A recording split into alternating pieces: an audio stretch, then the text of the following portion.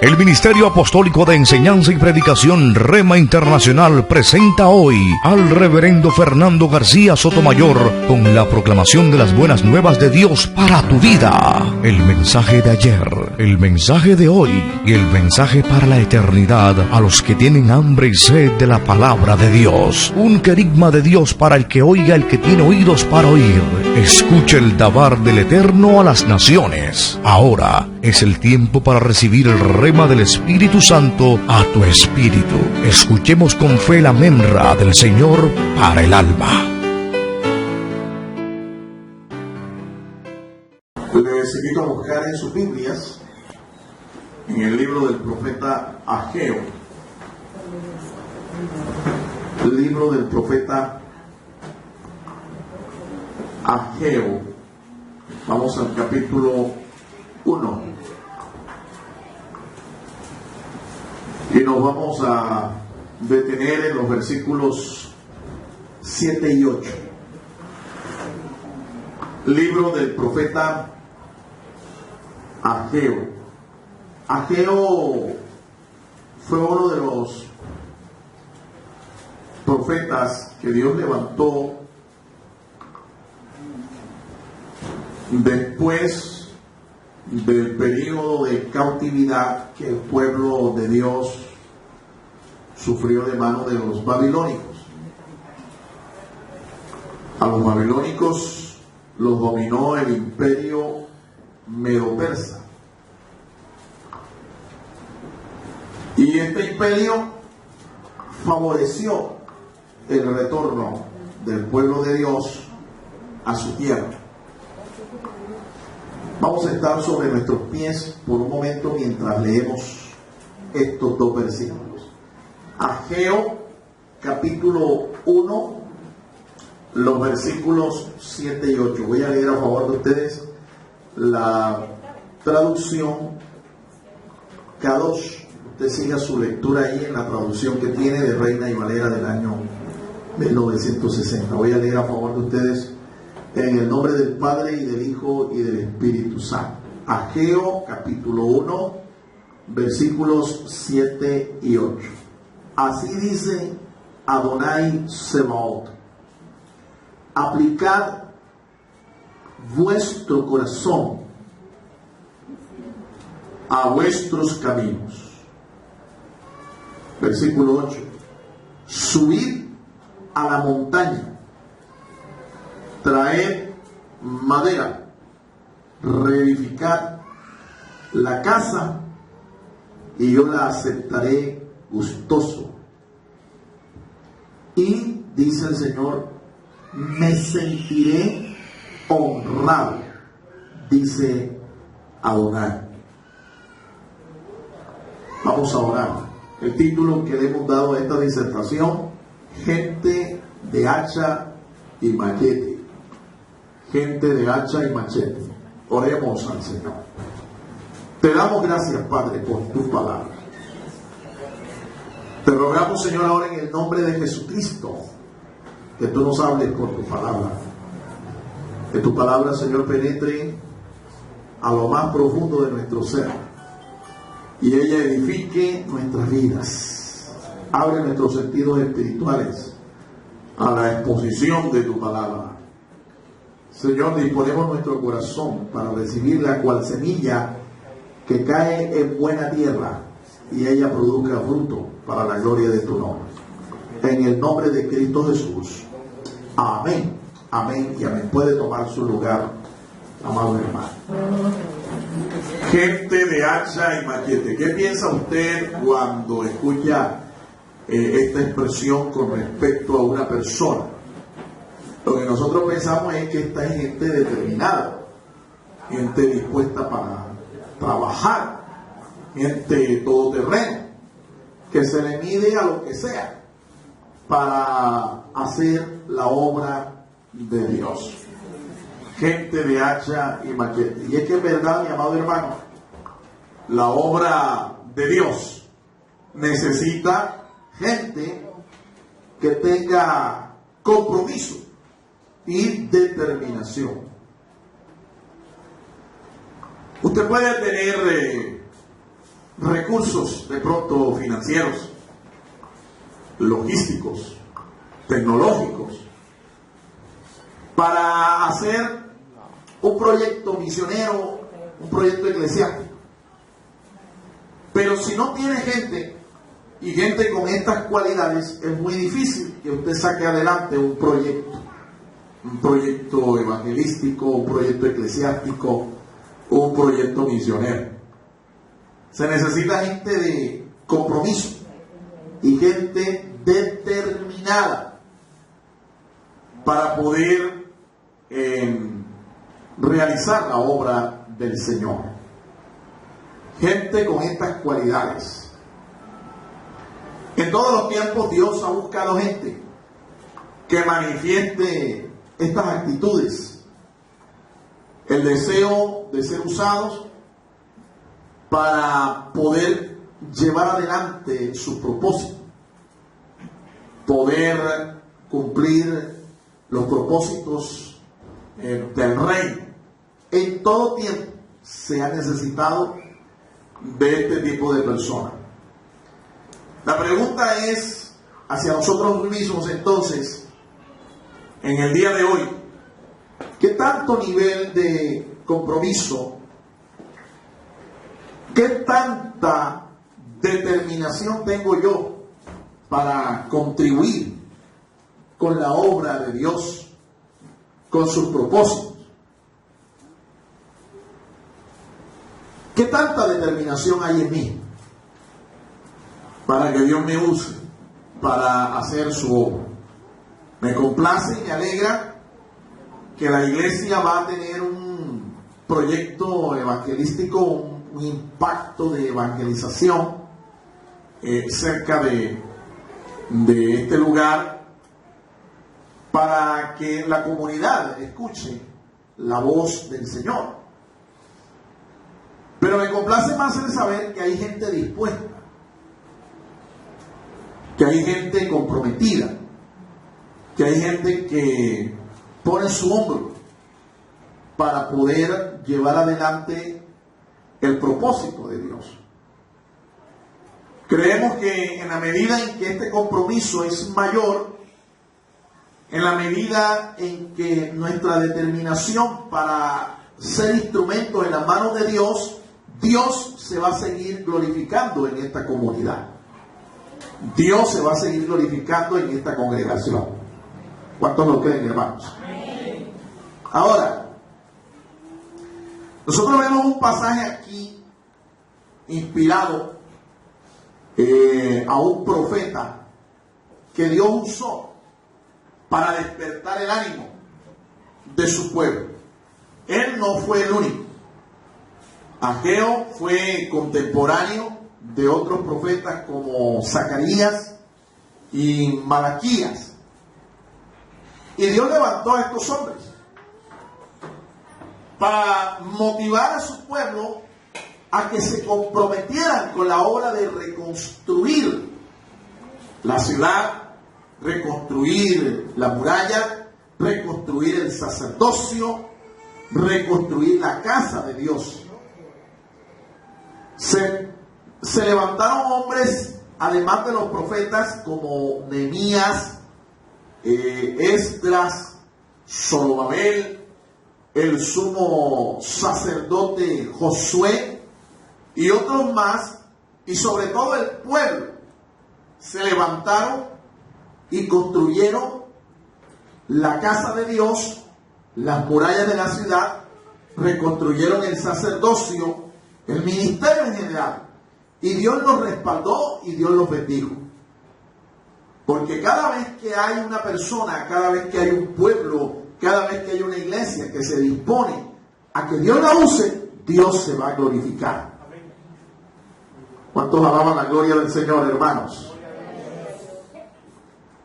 Los reyes persas,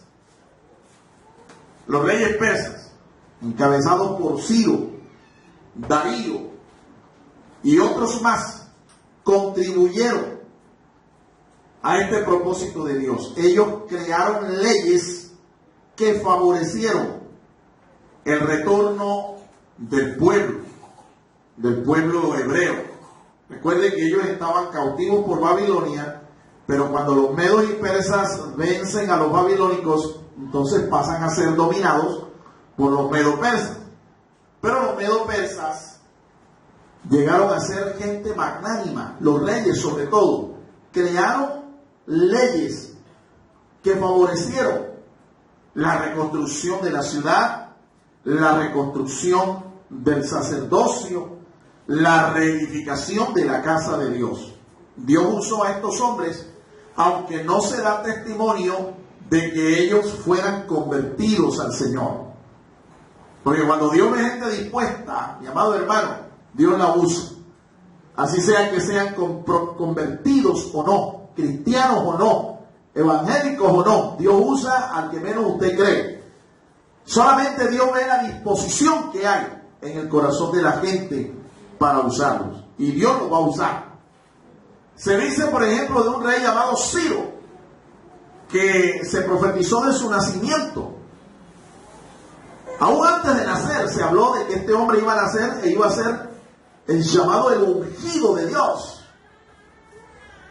Un hombre que no se da testimonio si se convirtió al Señor o no, pero que favoreció a los intereses del pueblo de Dios, a los propósitos de Dios. Sin embargo, con todo este favor, nosotros vemos al pueblo, ¿sí?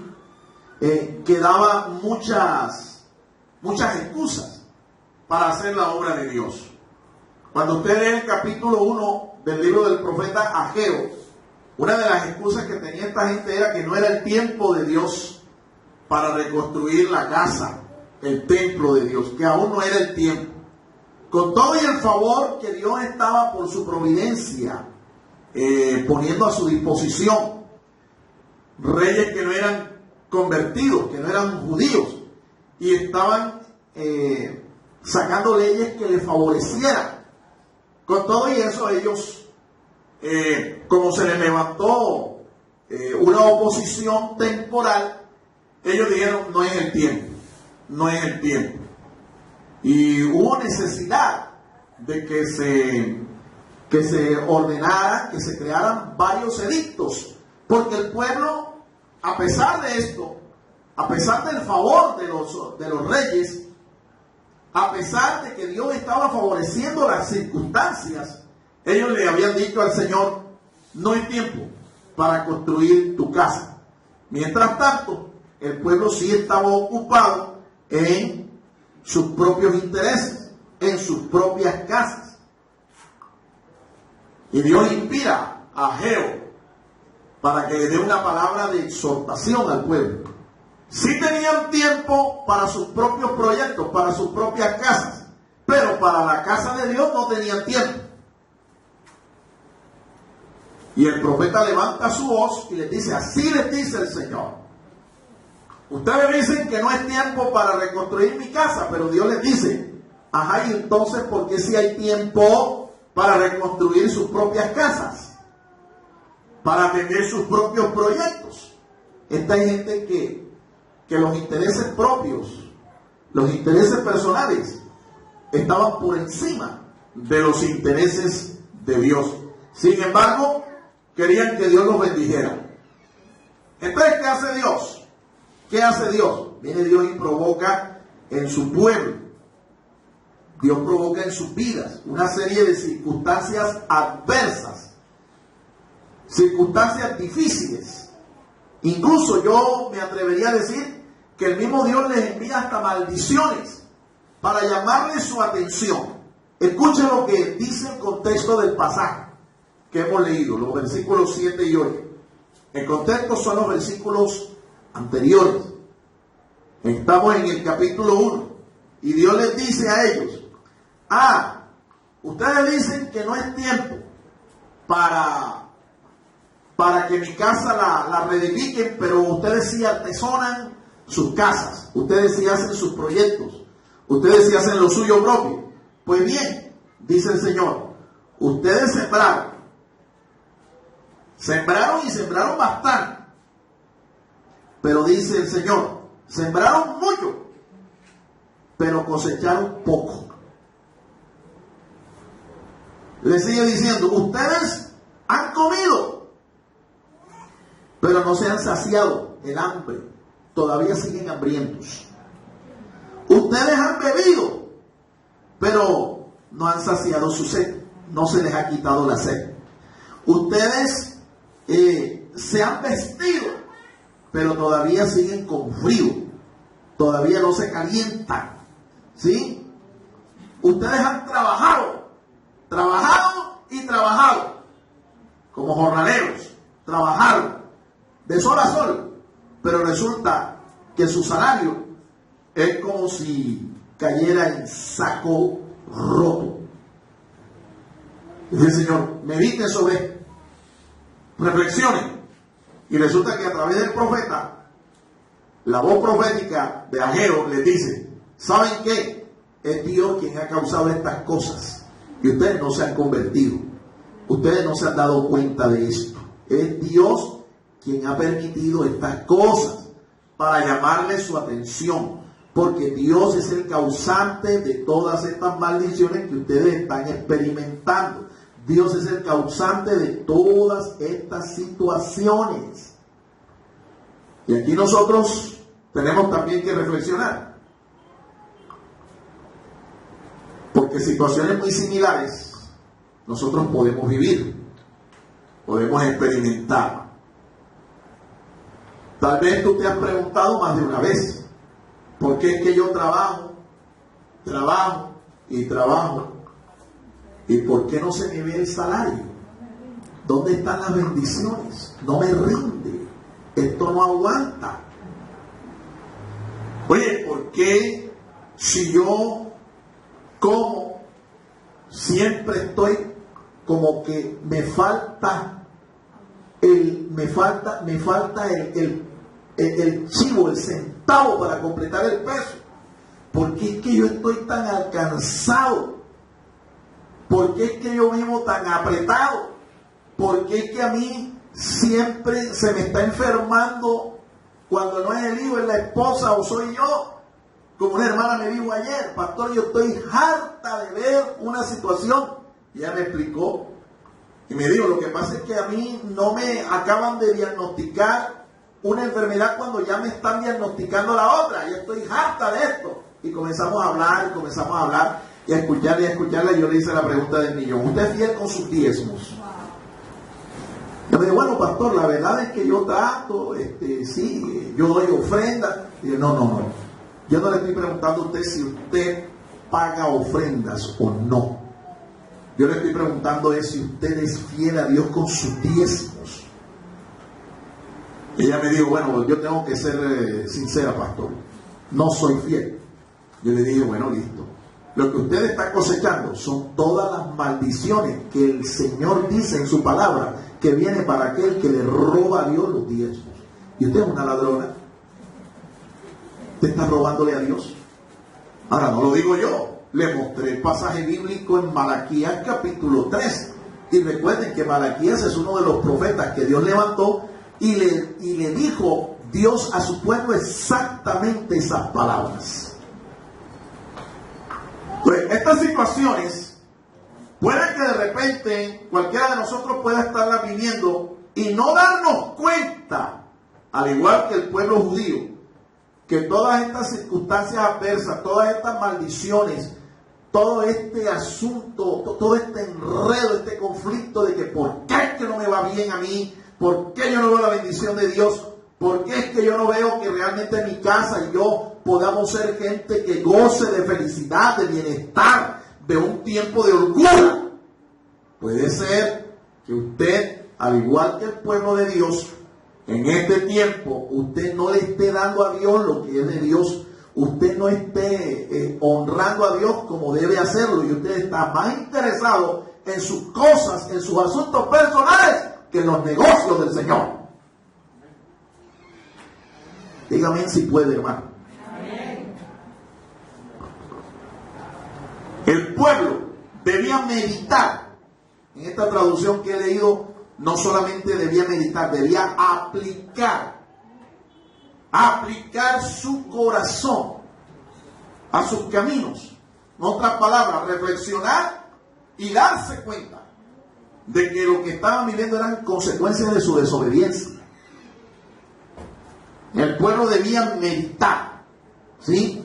Y tomar en serio, tomar una serie de acciones, ¿sí?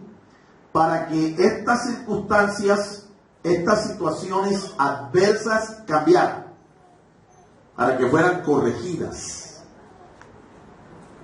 No solamente meditar, repito, tenía que actuar. Hay un tiempo para todo, hay un tiempo en el que uno tiene que meditar, tiene que detenerse. Oye, ¿por qué si yo hago esto? ¿Por qué si yo soy una persona que cumple con esto, con lo otro? Porque es que a mí no se me ve la bendición. Tú tienes que meditar. Que el mensaje del Evangelio es muy claro. Jesucristo dice: yo he venido para que tengas vida y para que la tengas en abundancia. Claro, es un proceso. Eso no es de la noche a la mañana. Tú tienes que ir creciendo, tienes que ir de menos a más. La bendición es así. La bendición en la vida de un creyente, la bendición de Dios es como la luz de la aurora, que va en aumento hasta que el día es perfecto. ¿Cuántos dan gloria al Señor? Pero si después de un tiempo tú no pasas del desierto, estás ahí en el desierto, y entonces cuando no estás en el desierto estás en el valle de sombra de muerte, y cuando no estás en el valle de sombra de muerte estás en la prisión. Algo tiene que estar pasando en tu vida, tienes que meditar, tienes que hacer un alto y tienes que reflexionar y aplicar.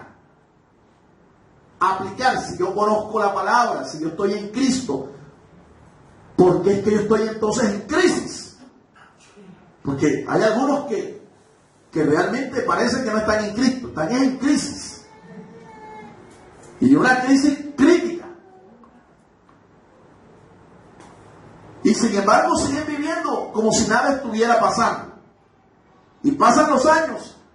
Y por eso es que más de uno se frustra en sus caminos como cristiano. Se frustra como creyente. Y se decepciona del Evangelio. Porque ni siquiera se ha dado cuenta. Ni siquiera se ha dado cuenta. No ha reflexionado. Entonces, ellos tenían que reflexionar para corregir esto.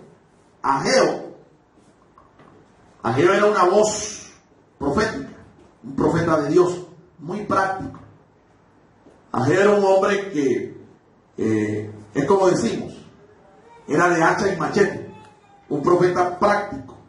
Él no era tan visionario como sí lo fue el profeta Zacarías. Zacarías en una sola noche tuvo 10 visiones. Ageo no, Ageo recibió 4 mensajes, y 4 mensajes prácticos. Ageo es muy similar al apóstol Santiago. Santiago, el hermano del Señor, un hombre práctico. Santiago es aquel que dice por el Espíritu que la fe que no tiene obras es muerta. La fe que no tiene obras es muerta. ¿Sí? Una fe que no obra, una fe que no tiene obras, que no se acompaña de obras, es una fe muerta. Así es Ageo, profeta de Dios en el Antiguo Testamento. Ahora, él es un creyente práctico. Y es que un creyente tiene que ser así. Usted tiene que vivir en una vida de equilibrio. Usted tiene que ser muy espiritual, muy fervoroso. Usted tiene que ser una persona muy devota, muy piadosa, muy gente dada al ayuno, a la oración. Pero ojo, la acción también es importante. La acción es importante. El ayuno es importante, sí. La oración es importante, sí. La espiritualidad, la unción, el fervor, todo eso es importante. Pero también es importante la acción, el fruto, el trabajo, el compromiso material con la obra de Dios. A su nombre, a su nombre. ¿De qué le sirve a usted ser un hombre súper, hiper, mega espiritual y usted no hace nada en la obra de Dios? No contribuye en nada a la edificación de la obra de Dios. ¿De qué le sirve eso? Le voy a decir de qué. De nada. De nada le sirve. No pierda más el tiempo. sabio el apóstol Pablo cuando dice que la iglesia es el cuerpo de Cristo. Porque es que un cuerpo está formado por muchos miembros y cada miembro tiene una función. Entonces, si somos un miembro del cuerpo de Cristo y tenemos una función que desarrollar, funcione. ¡Funcione! ¿Qué pasa? Los médicos lo saben. Los que estudian medicina lo saben. ¿Qué pasa con un miembro del cuerpo cuando usted no lo usa? ¿Qué pasa? Se atrofia. Se daña. Entonces, si somos un cuerpo, si somos parte de ese cuerpo espiritual de Cristo, que es la iglesia, debemos funcionar. Nosotros tenemos un don dado por Dios para funcionar en algo. Después de esta reflexión que ellos tenían que hacer, veamos 3 determinaciones, 3 acciones prácticas, 3 determinaciones que el pueblo tenía que tomar. ¿Sí? El pueblo tenía que tomarlas para glorificar a Dios, para que esas circunstancias que estaban viviendo cambiaran. Número 1, dice el texto ahí en el versículo 8, el profeta les dice de parte del Señor: subid al monte.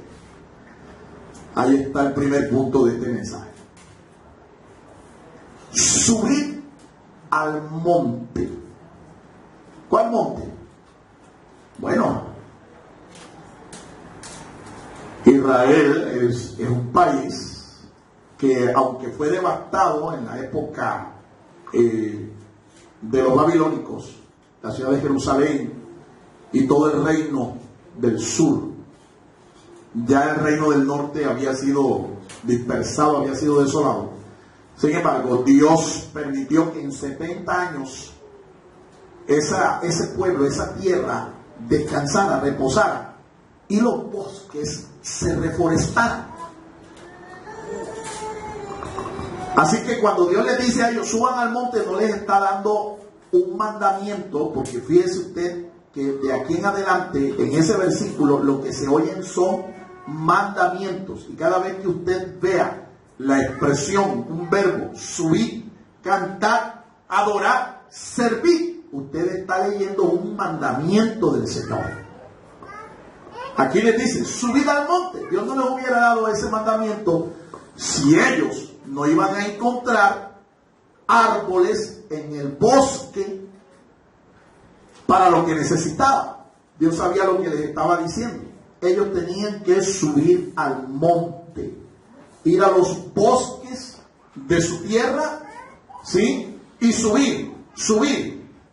Ellos estaban en un lugar bajo y seguramente, geográficamente hablando, ellos tenían que subir al monte, buscar un bosque y hacer lo que Dios les estaba diciendo. Dios es claro cuando nos habla. Dios no es ambiguo. Dios no es ambiguo. Cuando un profeta te hable a ti, te tiene que hablar de la misma manera. Así te dice el Señor.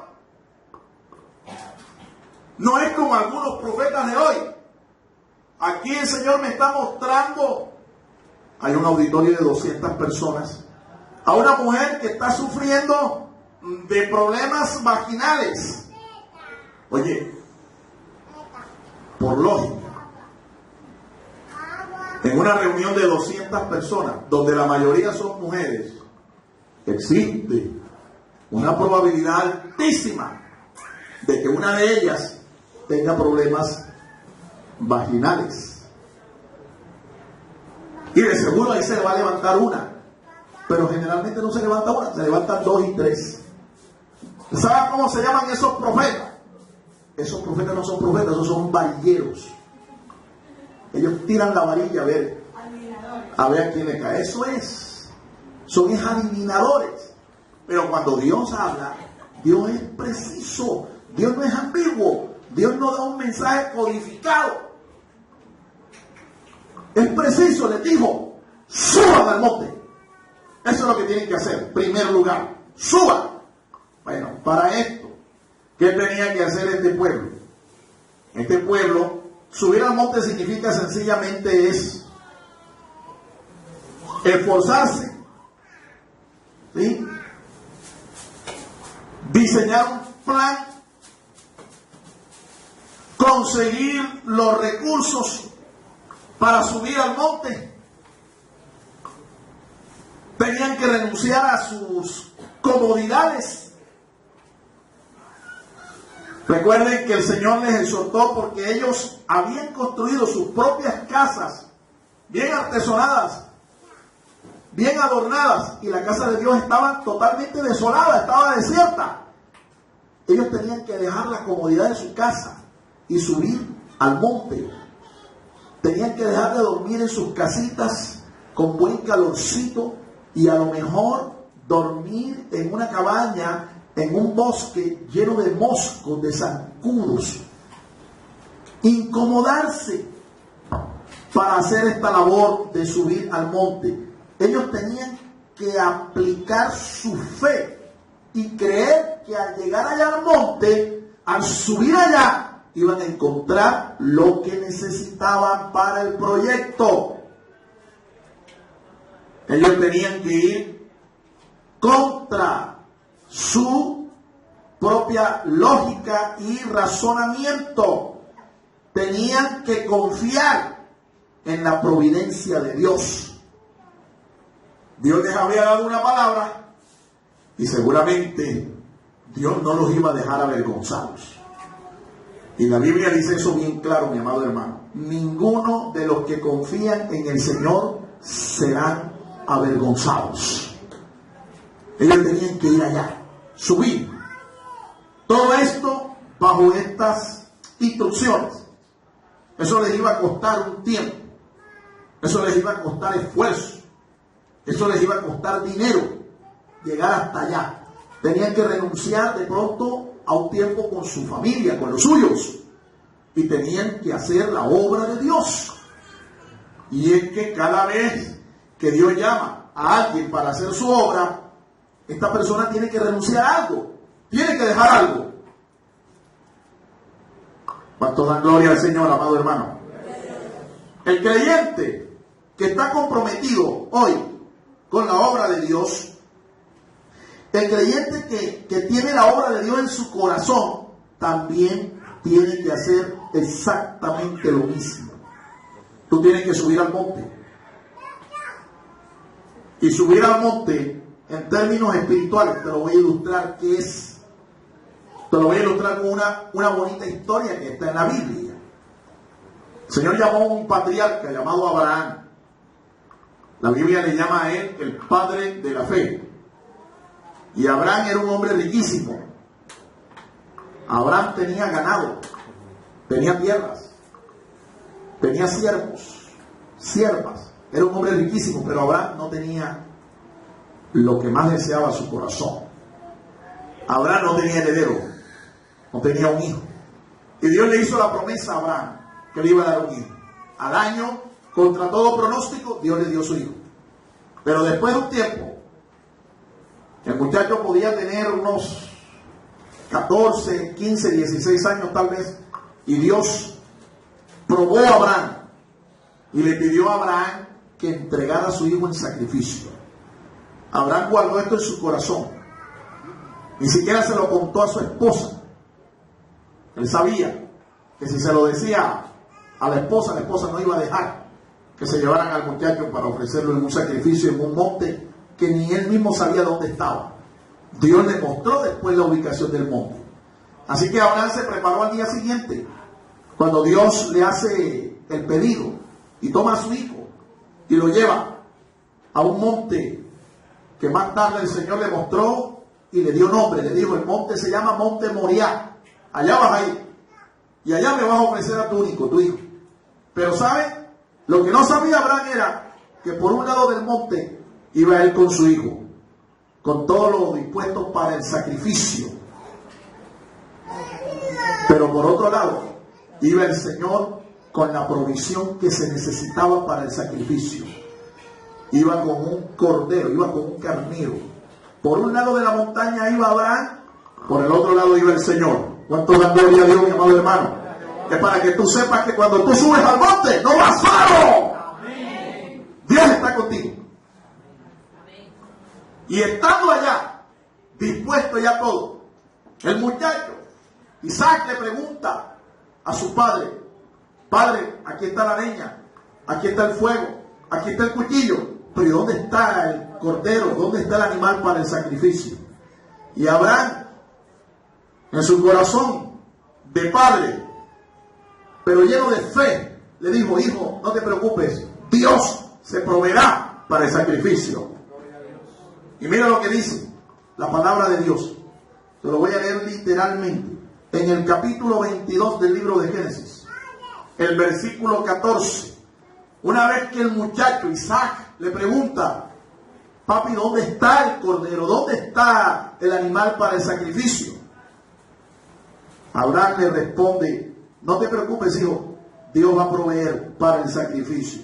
Y dice la Escritura que cuando Abraham se dispuso a sacrificar a su hijo, cuchillo en mano, el ángel de Jehová se le aparece y le dice: detente, Abraham, ya he conocido tu corazón, ya sé que eres un hombre fiel, ya sé que eres un hombre de fe, detente, no sacrifiques al muchacho. Y dice que alzó sus ojos y a sus espaldas vio al carnero que estaba allí trabado con sus cuernos en una zarza. Ese era el animal para el sacrificio. Se detuvo Abraham y tomó obviamente al animal, al carnero, y realizó el sacrificio. Realizó el sacrificio. Dice el texto, Génesis, capítulo 22 y el versículo 14. Y llamó a Abraham el nombre de aquel lugar: Jehová proveerá. Jehová Jireh. Jehová proveerá. Por tanto, se dice hoy: en el monte de Jehová será provisto. Alabado sea el nombre del Señor. ¿En dónde es que tú hayas provisión? En el monte de Jehová. La provisión de Dios está cuando tú subes al monte de Dios. ¿Sabe lo que dijo Jesús? En vista de que su pueblo, sus hijos, iban a ser tentados con el afán de tener comida, el afán de tener vestido, el afán de tener casa, el afán de tener lo material. Jesús dijo: no os afanéis. Se lo dijo 7 veces allá en el capítulo 6 del Evangelio de Mateo. 7 veces. 7 veces. Le dice: no se afanen, no se afanen, no se afanen. Y por último les dice el Señor: buscad primeramente el reino de Dios y su justicia, y todas estas cosas serán añadidas. ¿Por qué te afanas? ¿Sabes por qué te afanas? Porque estás subiendo poco al monte de Dios. Estás subiendo poco. Pero cuando tú subes al monte de Dios, vas a encontrar provisión. El reino de Dios es el monte de Dios. Buscar a Dios y su justicia, buscar el reino de Dios es buscar el monte de Dios, es subir al monte de Dios, porque es que es allí donde tú y yo vamos a encontrar provisión para cada una de nuestras necesidades. Gloria a Dios. El pueblo judío lo encontró. Ellos subieron al monte y encontraron lo que Dios les había prometido, la provisión, los recursos,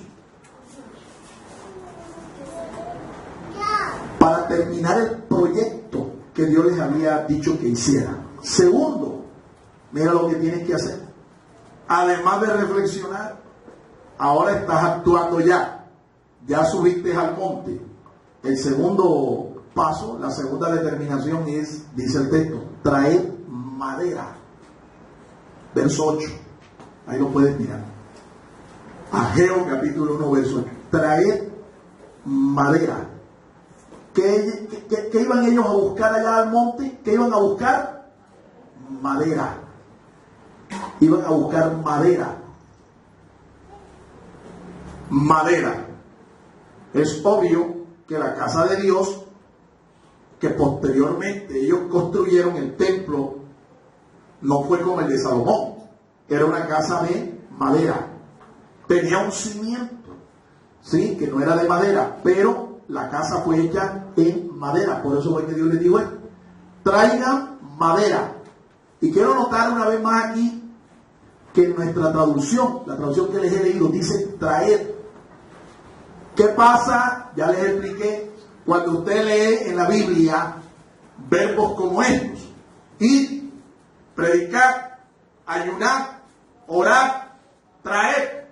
¿Qué estás leyendo allí? Un mandamiento. Un mandamiento. El Señor les dio este mandamiento: traigan madera. El pueblo tenía que ir allá al monte, subir, ¿sí? Y tenían que ser encabezados por sus dirigentes. El mensaje de Ageo está directamente enfocado hacia dos personas. Usted lo puede ver allí, en los versículos que son el contexto de este pasaje. Estaba dirigido a Zorobabel. ¿Zorobabel quién era? Zorobabel era el descendiente de la casa de David, gobernador puesto por los medo-persas de la provincia de Judá, una de las 127 provincias que tenía el imperio medo-persa, era Judá, y el gobernador puesto por ellos se llamaba Zorobabel. Pero Zorobabel era de la casa de David, por eso no se le llama allí rey, sino el príncipe Zorobabel, porque era un príncipe. Los hijos de los reyes se llaman como príncipes. Y estaba dirigido también al sumo sacerdote. El sumo sacerdote se llamaba Josué, hijo de Josadac, hijo de Salatiel. Josué. Así que el Señor llama a los dos principales líderes, el espiritual, el religioso y el civil, para que ellos encabezaran al pueblo en esta cruzada de ir, subir al monte y traer madera. Imagínese usted a todo un príncipe cargando madera, cortando madera. Ellos tenían que olvidarse de sus títulos, tenían que olvidarse de su nobleza, de su dignidad, de su cargo, y echar mano del hacha y el machete para cortar la leña, subírsela al hombro y traerla a la ciudad de Jerusalén. ¿Usted puede imaginarse ese cuadro?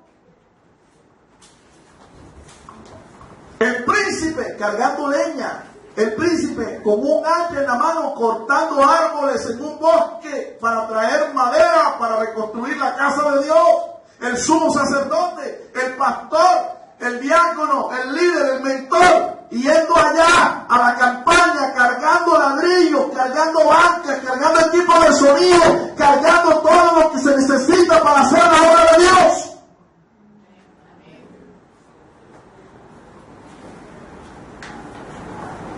¿Cuántos dan gloria al Señor, mi amado hermano? Es que cuando tú quieres servirle a Dios, mi amado hermano, tú tienes que olvidarte del pH que tienes, del gran nombre que tienes, el gran apellido de tu abolengo, de tu estirpe. Tienes que olvidarte de todas estas cosas y sencillamente tienes que coger hacha y machete para hacer la obra de Dios. A su nombre, a su nombre. El pueblo se tenía que convertir todo en leñadores, cortadores de leña, cargadores de bulto. El pueblo se tenía que convertir en eso. Dígame usted si eso no necesita ser una persona de una condición humilde. Ningún arrogante va a hacer eso. Por eso los arrogantes no hacen la obra de Dios. Los orgullosos no hacen la obra de Dios. La hacen son la gente humilde, la gente sencilla. Alabado sea el nombre del Señor. El creyente de hoy igual de igual manera, necesita hacer lo mismo, mi amado hermano. Necesita tomar esto de cortar leña, de traer leña, es acercarse a la cruz de Cristo, acercarse al madero de Cristo, acercarse a la persona de Cristo. Aquí está representado en este leño, en esta madera, está representada la cruz de Cristo, está representado el carácter del Señor. El creyente que quiere hacer la obra de Dios hoy, también tiene que hacer lo mismo.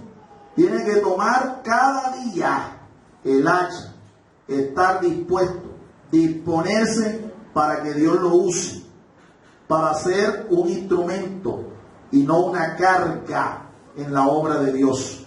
Tiene que cargar también su leño, tiene que cargar su tronco, tiene que cargar su cruz. Y Jesús lo dijo, te lo aplico claramente. Mira, en el Evangelio de Lucas, tú puedes leer allí, Lucas, en el capítulo 9 y el versículo 23. Tú puedes leerlo. Lucas capítulo 9 y verso 23. Y decía el Señor a todos: si alguno quiere venir en pos de mí, si alguno quiere venir en pos de mí, niéguese a sí mismo. ¿Qué más debe hacer? Tome su cruz cada día y siga, dice el Señor. Siga. Y esto es constante. Por eso dice Lucas de una manera muy detallada, cada día. ¿Por qué, mi amado hermano? Porque el compromiso de servir en la obra de Dios no es por un tiempo. El compromiso de negarnos a nosotros mismos, el compromiso de sacrificar muchas veces nuestro tiempo, el compromiso de sacrificar nuestros recursos, el compromiso de despojarnos de ese orgullo, de ese yo, es diario, es permanente, es para todos los días. ¿Cuántos dan gloria al Señor, hermano?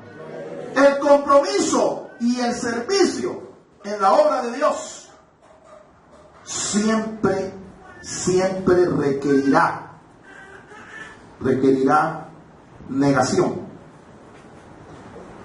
requerirá obediencia y requerirá sacrificio. Estas tres cosas, mi amado hermano. Si no estamos dispuestos a eso, el Señor dice claramente: no eres digno de mí, ni mucho menos digno de que el Señor te use. Tercero, la tercera determinación que este pueblo tenía que tomar, dice la palabra, ellos tenían que reedificar la casa. Reedificar en este caso la casa de Dios. Recuerden que no tenían templo. El templo lo habían destruido los babilónicos. Y ahora tenían un inmenso proyecto delante de ellos. Tenían que reedificar la casa. Un proyecto que ellos habían negado a hacer desde hacía ya algún tiempo. Los reyes persas habían dado leyes que les habían favorecido a ellos, no solo para reedificar la casa, sino la muralla de la ciudad misma. Pero ellos habían aplazado el tiempo, diciendo como excusa: no es el tiempo, Señor, para edificar tu casa todavía. Todavía no es el tiempo. Creo que no es tu voluntad. Y de esa manera se estaban excusando. El proyecto estaba allí. Ya habían ido al monte, habían subido, habían traído los recursos, habían traído la madera. Tenían aún el respaldo de las leyes del imperio de los medo-persas. Tenían a un pueblo dispuesto, los dirigentes estaban listos, tenían ahora que hacer la casa. Y la casa la hicieron. El pueblo se determinó a hacer la casa de Dios y la hizo. Nos dice el libro de Nehemías, el libro de Esdras, que la casa de Dios se terminó, el templo se construyó después de 22 años que salió el primer decreto. En el año 538 a.C. se dio el primer decreto de parte del rey Ciro. Y 22 años después ellos concluyen de construir la casa de Dios. 22 años se tardaron, pero la construyeron. La construyeron y la consagraron al Señor en una fiesta de Pascua. Fue una maravillosa consagración la que ellos hicieron ahí en ese tiempo, presidiendo Esdras como sacerdote y levita y escriba, y el sumo sacerdote, en fin, todo el sacerdocio había sido restaurado y consagraron la casa del Señor. Ellos terminaron el proyecto. El pueblo de Israel tuvo que, mire bien lo que le voy a decir. Ellos tuvieron que entender que sí era el tiempo de Dios, que sí era el kairos de Dios, era el tiempo de Dios para construir la casa, para reedificar la casa del Señor. Primeramente, a los intereses de Dios, ellos tenían que darle prioridad a los negocios de Dios antes que a sus propios negocios. Tenían que dejar lo suyo propio a un lado y comprometerse con los negocios de la casa de Dios, del Señor. El creyente de hoy igualmente tiene que hacer exactamente lo mismo. Dios anda buscando gente que se quiera comprometer con Él, mi amado hermano, que se quiera comprometer con su causa. El tema general, y lo invito para que usted en su casa lea más sobre este libro, el tema principal del libro de Ageo es el compromiso con la obra de Dios. Y de eso voy a seguir hablando por mucho tiempo, porque nosotros necesitamos crecer en este compromiso con la obra de Dios, con la casa de Dios. Tenemos que los intereses nuestros darles el lugar en el orden de prioridades que tienen.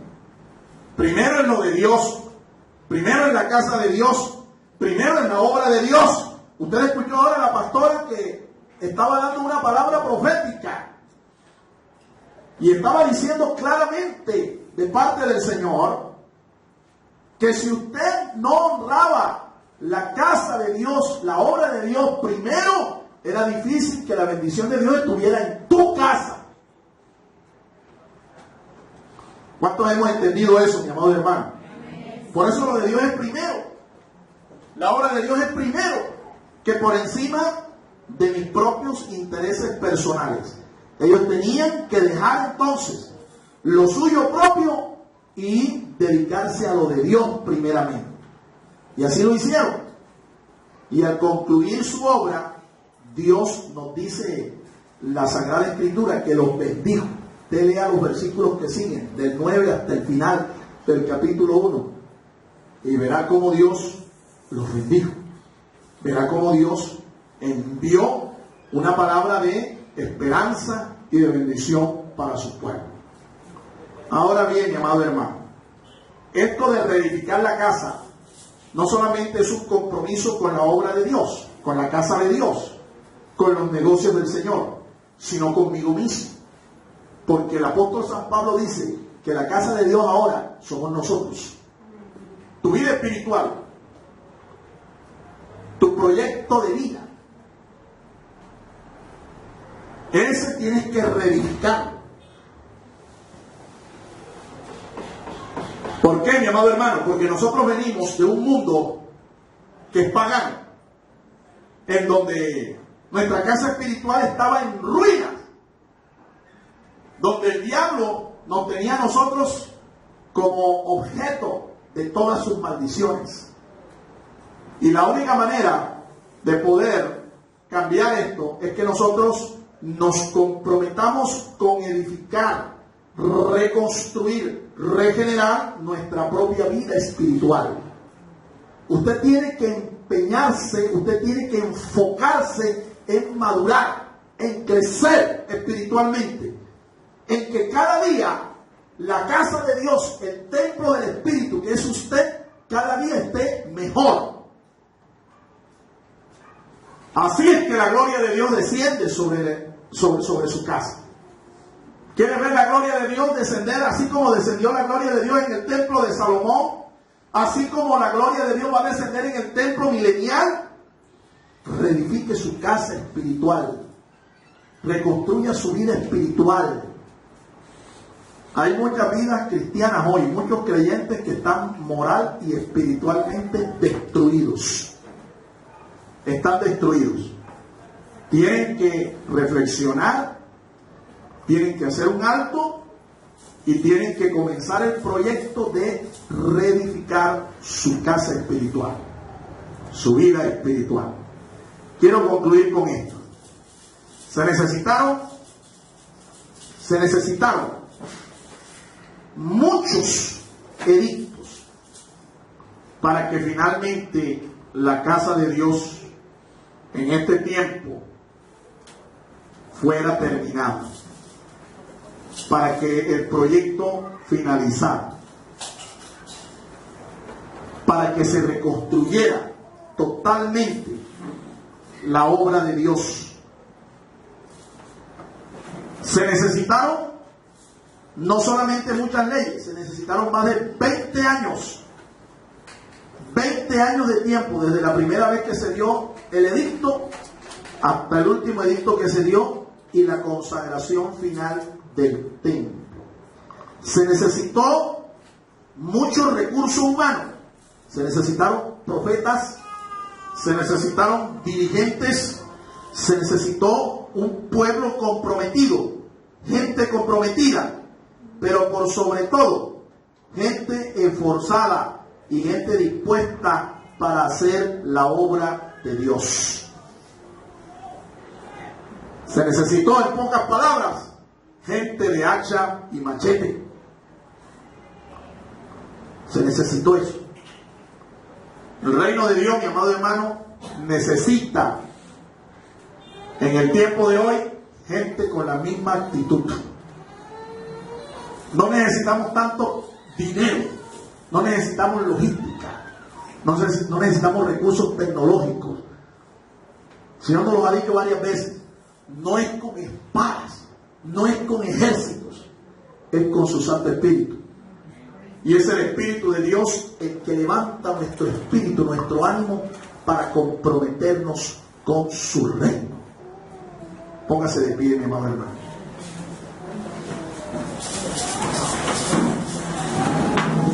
Vamos a orar.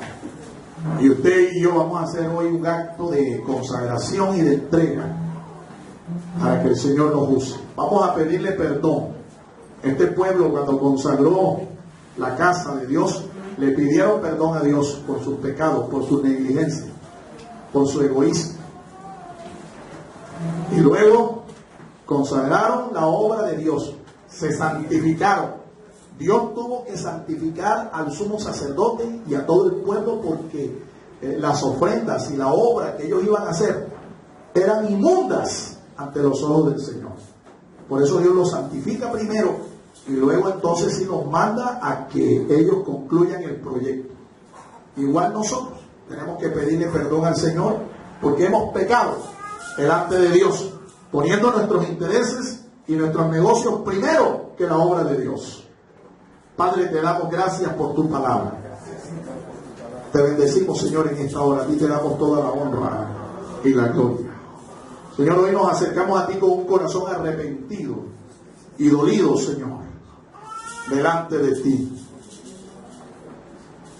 Porque como tu pueblo, nosotros también hemos pecado, poniendo nuestras cosas, nuestros intereses por encima de tus intereses y de tu obra.